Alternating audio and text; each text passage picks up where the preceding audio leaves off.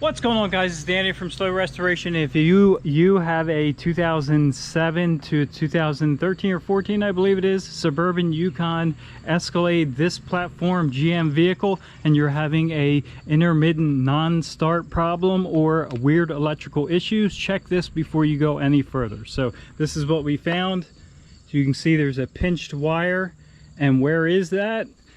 It is actually on the, get this spun around here so you can see it. It's on the negatives post terminal, and it goes from the battery to your cylinder head, but then the small wire actually goes all the way down to right about here on the frame rail, or the frame horn, right behind this tow hook kind of. There's a body mount right here, and that is where this was pinched. I don't believe it was done from GM, but it could have been.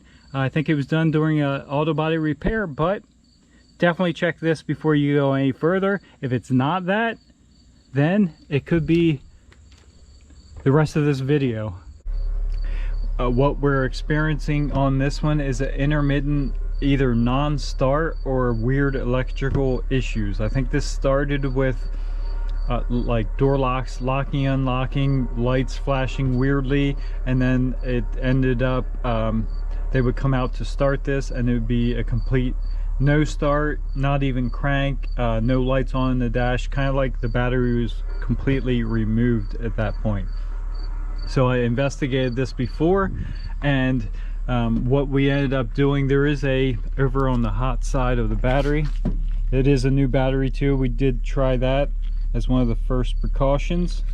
There is a mega fuse right here. It's 175 amp. They sometimes corrode.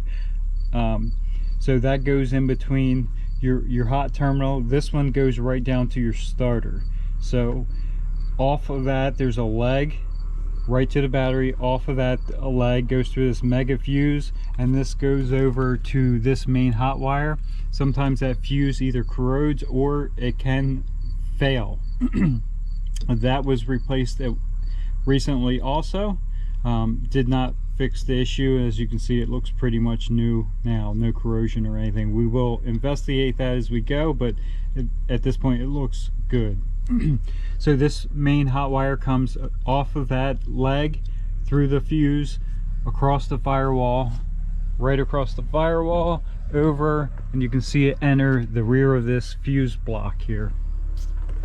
So we followed that over. I actually removed this fuse box. We have a new one sitting here we're getting ready to install. We'll get that in a minute, but you can remove this fairly easy. And when you remove this, by the way, here is the new hot wire. This is the one that connects to that mega fuse, comes over, and there is a holder. This is underneath that fuse box there, and it's a holder. And as you can see, it's just a there's a pin that slides down inside there, so it's just a socket. So we flip up on the bottom side of this, right here is the lug where this actually snaps into, and like I said, it's just a lug that sticks down. Now once we take that off, I'll show you. There is some evidence of heat in this area, so that's one of the reasons why we're taking care of both of these at the same time. The other thing we are taking care of right now is the negative side terminal off the battery, and this one actually connects to the battery. Obviously this main one goes down to the engine block, actually goes to the cylinder head, I'm sorry. So right here goes to the cylinder head, just wraps around. There's a couple little holders, no big deal. It does have a sensor built into it. As we're replacing that, I'll get to that. And then it has auxiliary lead that goes and wraps pretty far down. It actually goes to the frame rail, like up on the frame horn area in this location. I'll try and show you that the best I can. We'll probably have to pull one of those bottom access panels, plastic shields down to get to that. So let's grab some tools here and we'll get started. The first thing we're going to do is unhook the ground side of the battery. We'll just pull the whole terminal off of the battery there, because again we are replacing that, and that'll disconnect the power to the vehicle.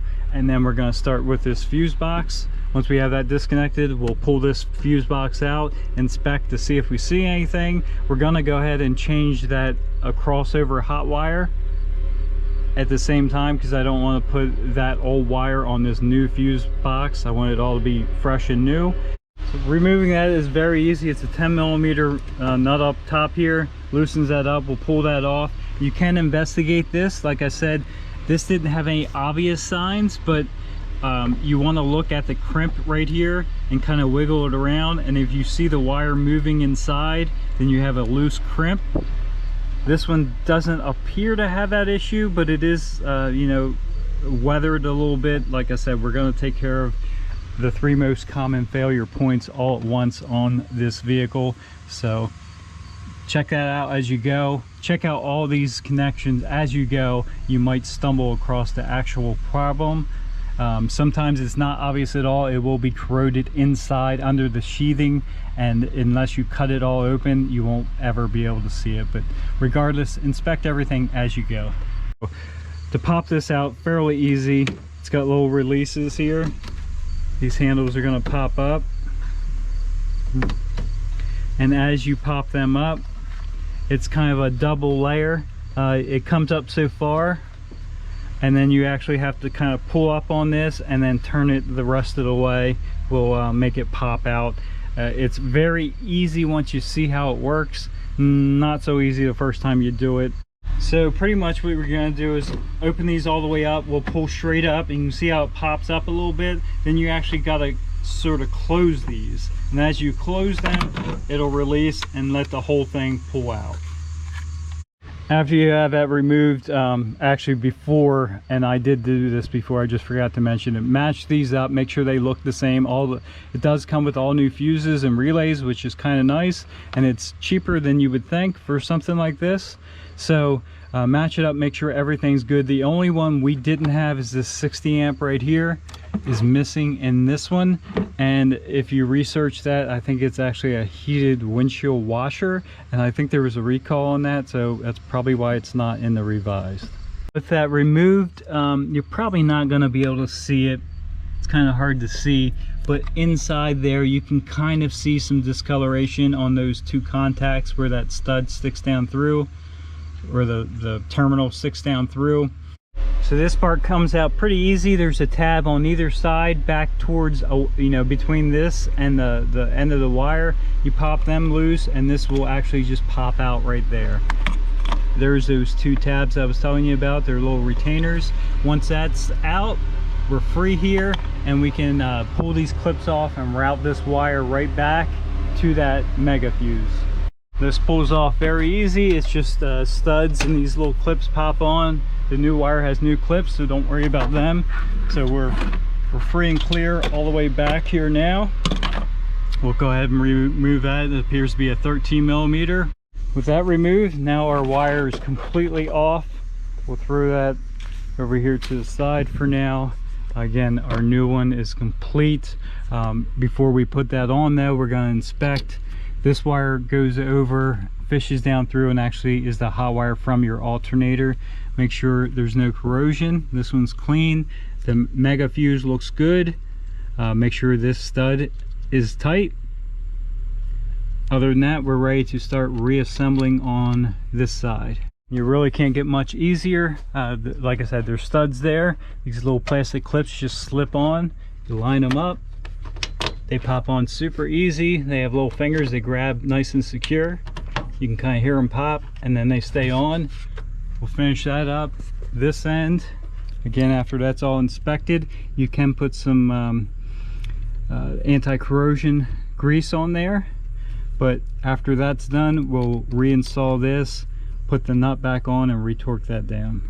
As we get back to this side, you do run behind this little harness here coming out of the firewall, and this snaps back in the same way you took it out. So the nose part of it goes in, and you push it down, you can hear it click. So we are in place now, and we're ready for that new fuse box or block. Fold them forward. We'll take and weave this through. It's got some alignment points. You can feel it go right into where it needs to go. As you turn that back, as you can see, it starts to fall. and then as we turn it back again, then it actually locks itself into place securely, and now we are installed. So follow this around. Again, there's a sensor right here, and this is a voltage sensor. The new one has it already installed, as you can see right there. You don't have to worry about what it does really. It pretty much tells the alternator how much to charge, but unplugs very easily. There's a retainer here, pop it off. We'll set that to the side. There's a plastic clip. We'll squeeze the two prongs together, slip it out. Again, this comes with all of the new plastic clips. And we'll keep routing, undo the stud and nut off of the head, pull that off, and then just follow this last little lead. Like I said, it wraps around to the frame rail, kind of on this frame rail in this section down below, kind of by the hook area, your tow hook area. In this area, general area, you'll find it. Just follow the lead. Like I said, it does have a couple clips to hold everything in place. We're under the truck now, so there's the frame rail. Here's the bolt we just removed, holds that small ground wire, and right here is the body mount. So on the front side, so bumper side of the body mount, there's actually two wires. Here's one of the ones. This comes off the wiring harness, so this stays, but make sure you put that back as you're reassembling this, because the one we're actually taking off is routing up into the engine compartment. This one kind of falls down when you take it off.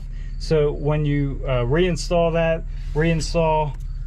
this bolt, make sure you reinstall this ground wire along with the new one we're replacing right now. And once I get that out, I think we found the problem. Like I said, inspect everything as you go, because you just might find something along the way.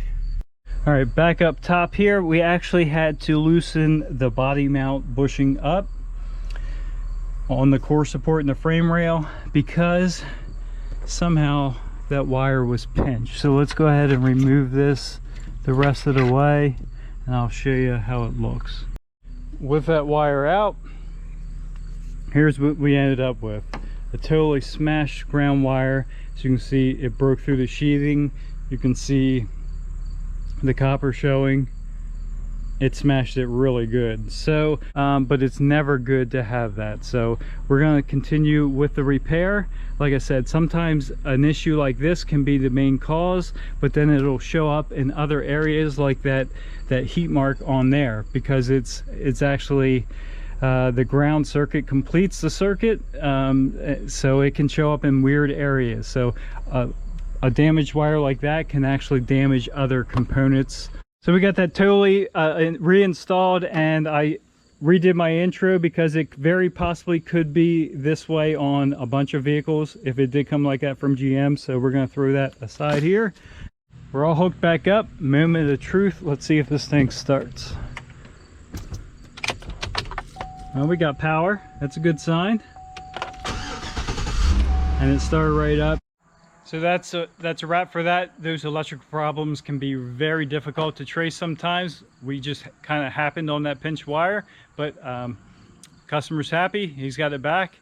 Everything's good. If you're stopping by for the first time, we got a bunch of projects. We just remodeled that Jayco Eagle camper. We're working on this 55 Chevy pickup and a bunch more. So check us out if you have the time. Thanks for stopping by. Have a good day.